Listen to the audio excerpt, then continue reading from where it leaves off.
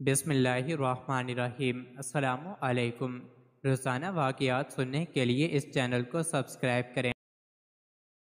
اللہ تعالیٰ نے جب حضرت آدم علیہ السلام کو پیدا فرما کر جنت میں رہنے کا حکم دیا، حضرت آدم علیہ السلام اس وقت تنہا ہی انسان تھے جن کو اللہ تعالیٰ نے پیدا فرمایا تھا۔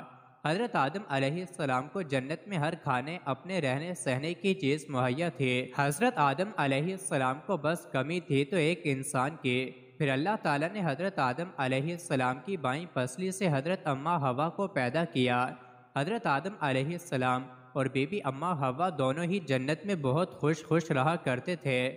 اللہ تعالیٰ نے دونوں کو فرمایا تھا کہ جنت میں فلاں درخت کے پاس مت جانا اور نہ اس درخت سے کوئی پھل کھانا، اس درخت کے علاوہ جہاں آپ دونوں کا دل چاہے چلے جانا، کھانا پینا آپ کو کھلی اجازت ہے۔ اگر آپ فلاں درخت کے پاس گئے یا اس کا پھل کھایا تو تم جنت کے خزانوں سے محروم ہو کر رہ جاؤ گے۔ اس وقت ایک بہت ہی پیارا اور خوبصورت سانپ اور مور بھی حضرت اماں حوا اور حضرت آدم علیہ السلام کے ساتھ جنت میں رہا کرتے تھے۔ وہ جنت میں اور جنت کے باہر ہر جگہ سیر و سیاحت کرتے رہتے تھے۔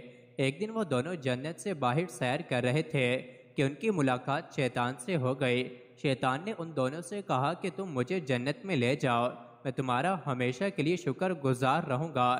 مور اور سانپ نے جواب دیتے ہوئے کہا کہ نہیں، ہم اللہ تعالیٰ کے حکم کی نافرمانی نہیں کر سکتے۔ اگر ہم ایسا کریں گے تو اللہ تعالیٰ ہمیں جنت سے نکال دیں گے۔ شیطان نے دونوں کو بڑے واسطے دیے، یہاں تک کہ مور تو شیطان کی باتوں میں نہ آیا، جبکہ سانپ نے مشورہ دیا کہ ایسا کرتے ہیں کہ تو میرے منہ میں داخل ہو جا، میں تمہیں جنت میں لے کر چلا جاتا ہوں، اس طرح تم جنت میں چلے جاؤ گے اور کسی کو پتہ بھی نہیں چلے گا۔ شیطان نے سانپ کی بات کو مان لیا اور سانپ نے اپنا منہ کھولا اور شیطان اس کے منہ میں بیٹھ گیا۔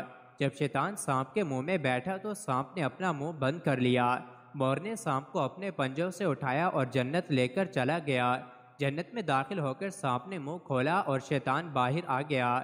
سانپ کے منہ سے باہر آنے کے بعد شیطان نے جنت میں حضرت آدم علیہ السلام اور بی بی اماں حوا سے ملاقات کی۔ شیطان نے ان دونوں کو کہا کہ تم اس خوبصورت درخت کے پاس کیوں نہیں جاتے؟ اس کا جواب دیتے ہوئے حضرت آدم اور بی بی حوا نے کہا کہ اللہ تعالیٰ نے ہمیں اس درخت کے پاس جانے اور اس کا پھل کھانے سے منع کیا ہوا ہے۔ شیطان نے حضرت آدم علیہ السلام اور بی بی اماں حوا کو بڑا زور لگایا کہ اس درخت کا پھل کھا لو۔ حضرت آدم علیہ السلام اور بی بی حوا شیطان کی باتوں میں نہ آئے۔ چند دن گزرنے کے بعد شیطان کو موقع مل گیا کہ اس نے دیکھا کہ حضرت آدم علیہ السلام سو رہے ہیں۔ وہ بی بی اماں حوا کے پاس گیا اور ان کو کہنے لگا کہ اللہ تعالیٰ نے آپ کو یہ پھل کھانے سے اس لیے منع فرمایا ہوا ہے کہ تم اس پھل کو کھا کر ہمیشہ کے لیے یہاں کے نہ ہو جاؤ۔ بی بی حوا شیطان کی باتوں میں آ گئے، انہوں نے اس درخت سے پھل توڑا اور کھا لیا۔ جب حضرت آدم علیہ السلام جاگے تو ان کو بھی اس درخت کا پھل کھلا دیا۔ دونوں کا اس پھل کو کھانا ہی تھا کہ دونوں کے جسم سے جنتی لباس غائب ہو گیا، جسم ننگے ہو گئے۔ پھر اللہ تعالیٰ نے حضرت آدم علیہ السلام اور بی بی حوا کو حکم دیا کہ میں نے تم سے فرمایا تھا کہ اس درخت کے پاس مت جانا، تم دونوں نے اس کا پھل کھا لیا اور خود کو بڑے گناہ میں مبتلا کر لیا ہے۔ جب حضرت آدم علیہ السلام اور بی بی حوا کو اپنی غلطی کا احساس ہوا تو دونوں نے اللہ تعالیٰ سے استغفار کرنا شروع کر دیا۔